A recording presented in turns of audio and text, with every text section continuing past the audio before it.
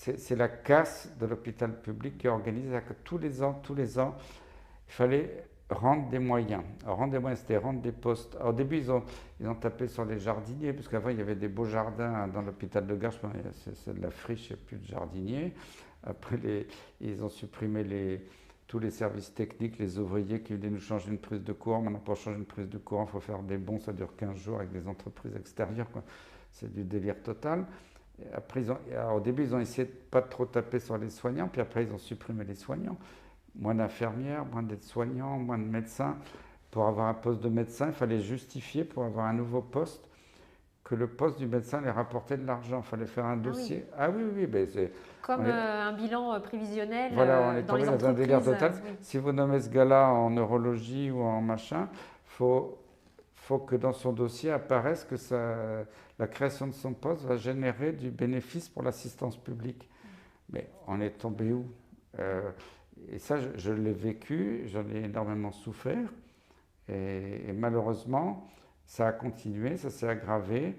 Et maintenant, on est tombé au fond du trou. C'est-à-dire que, en plus, avec le Covid, c'est aggravé parce que vous savez, Olivier Véran, ce grand chef là, qui était là, je vais sauver la France. Quand c'était, je crois, en avril 2020, les journalistes lui faisaient remarquer qu'il y avait moitié moins de lits de réanimation en France qu'en Allemagne. Il a dit, ouais, je vais doubler le nombre de lits de réanimation, ne vous inquiétez pas, je suis Finalement, là. il Et y a en eu des fait, suppressions de lits, finalement. pendant 2 ans, il a supprimé des milliers de lits de médecine dans les hôpitaux. Moi, je sais que l'assistance publique, je ne sais pas quel est le chiffre actuel, mais déjà l'année dernière, je ne sais plus le chiffre exact, mais il y avait au moins 20% des lits qui étaient fermés par manque d'infirmières, manque de médecins. C'est partout dans tous les hôpitaux. Euh, c'est plus mon service, parce que je suis plus chef de service, je suis à la retraite maintenant, mais je sais qu'il y a l'activité minimale et d'ailleurs ils ont supprimé la moitié de mon service de maladies infectieuses pour faire un service de neurologie pour les AVC. On a quand même considérablement diminué les moyens Oui, maintenant les hôpitaux sont au bord du ils sont gouffre à la et dérive. ça se voit dans les urgences. Regardez les urgences. Avant, quelquefois les gens râlaient parce que c'est vrai qu'à certaines heures de pointe, certains jours, on attendait 3 ou 4 heures aux urgences. Maintenant, dans des grands CHU de grandes villes de France, on peut attendre 4 jours aux urgences. Et les gens sont alignés sur des brancards dans les couloirs, sans soins, parce qu'il y a 3 infirmières qui courent partout. Il y a un médecin qui n'a pas le temps de il gère les gens qui vont mourir, mais il n'a pas le temps de gérer les autres. Et des gens attendent 3, 4 jours sans manger. Et Oui. j'ai vu même des reportages sur des chaînes publiques. On ne peut pas dire que j'ai menti. Je les ai vus, ces reportages, avec des témoignages. Des Oui, gens on qui les sont a. sans manger. Et les personnes âgées qui ne peuvent pas se lever pour aller faire pipi ou leurs besoins, ils font sur leur brancard, dans le couloir. Et avec l'histoire de bronchiolite. La bronchiolite, c'est la faute totale du gouvernement parce qu'ils ont fermé tellement de lits de pédiatrie, supprimé des postes de pédiatres. La bronchiolite, ça a lieu tous les ans. C'est le virus respiratoire syncytial qui n'a rien à voir avec la grippe, rien à voir avec le Covid. Il y en a tous les ans des épidémies de bronchiolite. Oui, mais là, c'est du coup, c'est exacerbé avec ce manque de Et bien personnel sûr, et alors, ce. et quand il y a des années, moi je présidais la commission du Haut Conseil de la Santé publique, j'ai dit les bronchiolites, on va les avoir tous les ans. Donc faites en sorte que dans tous les grands hôpitaux, il y ait des services de pédiatrie, qu'il y ait une unité hospitalière qui soit prévue pour la bronchiolite, parce qu'une épidémie de bronchiolite, ça ne dure pas toute l'année, ça dure quelques semaines, ça s'arrête. Hein. C'est tous les ans à des dates un peu différentes, comme la saison de la grippe. Ben, que cette unité puisse être mobilisée, qu'il y ait du personnel qui soit prévu en cas de crise, et puis que le reste de l'année, si cette unité ne sert pas pour la bronchiolite, qu'elle soit utilisée pour autre chose, pour n'importe quelle autre maladie. Bon, évidemment, on ne m'a pas écouté, on a supprimé des postes, supprimé des lits. Maintenant, on découvre, ah bah, tiens, il y a la bronchiolite, c'est terrible. Et vous vous rendez compte que les petits nourrissons, il n'y a pas de traitement pour la bronchiolite, il n'y a pas d'antiviral, il n'y a pas de vaccin. Euh, pour les sauver. Bon, heureusement, il y en a qui font des formes bénignes et qui peuvent être suivis à la maison, mais un nourrisson, c'est des petits nourrissons de quelques mois qui sont en train d'étouffer. Le seul moyen de les sauver, c'est d'être hospitalisés, d'avoir des infirmières, des kinés pédiatriques qui puissent les aspirer quand ils étouffent, leur mettre de l'oxygène. Pour passer le cap, ça dure quelques jours, et c'est vital. Et là, quand vous voyez ce scandale dont la cause entière, je regarde François Braun droit dans les yeux, c'est lui et ses prédécesseurs qui sont totalement responsables de cette crise, de ces enfants qui sont peut-être morts de bronchiolite. qu'ils n'ont pas été soignés parce qu'on refusait les petits gamins comme on a refusé les personnes âgées dans les EHPAD au début du Covid parce qu'il n'y avait pas de place et que les hospitalisations se faisaient sur des petits brancards dans les couloirs et qu'il n'y avait pas le personnel. Et après, on voit le ministre à la télé qui dit ah ben, si elle a la bronchiolite, c'est à cause du Covid parce que les Français ne sont pas solidaires et même une directrice d'agence régionale de santé qui a dit c'est pas normal qu'il y ait l'épidémie de bronchiolite, c'est qu'on ne vaccine pas les nourrissons contre le Covid, ce qui n'a rien à voir. Donc c'est une manipulation politique qui est odieuse, et je leur dis droit dans les yeux à ces politiques, vous rendrez des comptes un jour devant les Français pour ces décisions qui sont totalement anormales.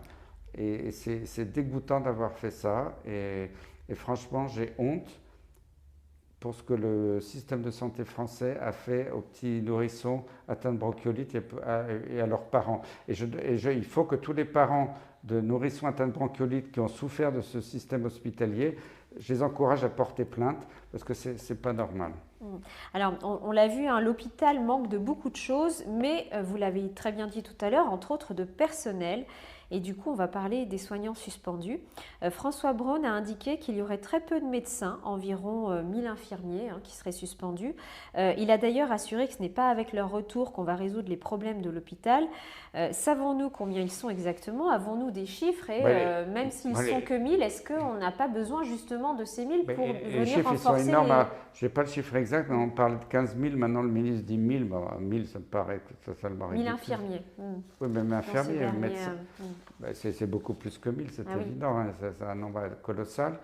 Et puis alors, quand on a vu François Braun et même d'autres, même des journalistes, des médecins dire les hospitaliers actuels qui ont été inoculés, parce que je ne veux pas parler de vaccinés, mais inoculés, ne veulent pas voir leurs collègues non inoculés réintégrer l'hôpital, parce qu'ils ont peur, c'est un mensonge total. Moi, je suis en contact tous les jours avec des personnes de mon service ou d'autres services, et ils ne demandent qu'une chose, c'est que leurs collègues qui ont été suspendus reviennent. Ils n'ont pas du tout peur d'eux, parce qu'ils se rendent compte qu'ils ont été abusés, qu'on leur a imposé l'inoculation contre toute donnée scientifique, maintenant que c'est avoué que c'est aucun rôle sur la transmission, etc. Donc, et la France reste le dernier pays du monde à interdire la réintégration des suspendus. Donc alors, justement, d'après vous, pourquoi? Alors certains, on sait aujourd'hui, hein, on sait très bien, parce qu'on l'a vu à la télé il n'y a pas longtemps, que le vaccin n'empêche pas la transmission ni la contraction du Covid. Donc sur quels arguments repose cette décision de ne pas les réintégrer? Certains indiquent que c'est plus une raison d'éthique. Qu'en pensez-vous? C'est pas d'éthique, parce que l'éthique, c'est de réintégrer des gens qui ont été suspendus de façon honteuse. Où est l'éthique? On a suspendu du jour au lendemain des gens qui étaient applaudis. Et tous ces soignants, je leur rends hommage, tous ces suspendus, bravo à eux, et quel courage ils ont, qui sont en train de crever la faim chez eux, qui n'ont plus aucun salaire, qui n'ont même pas le droit au chômage, on leur a suspendu tous leurs avantages pour la retraite, tout ça. Et là, j'ai rencontré heureusement des gens dans le milieu privé fabuleux, qui vont tous les jours à Rungis récupérer de la nourriture qui n'est pas vendue, pour la récupérer, pour faire des paniers, pour soutenir les familles de soignants suspendus. Donc je rends hommage à tous ces gens-là.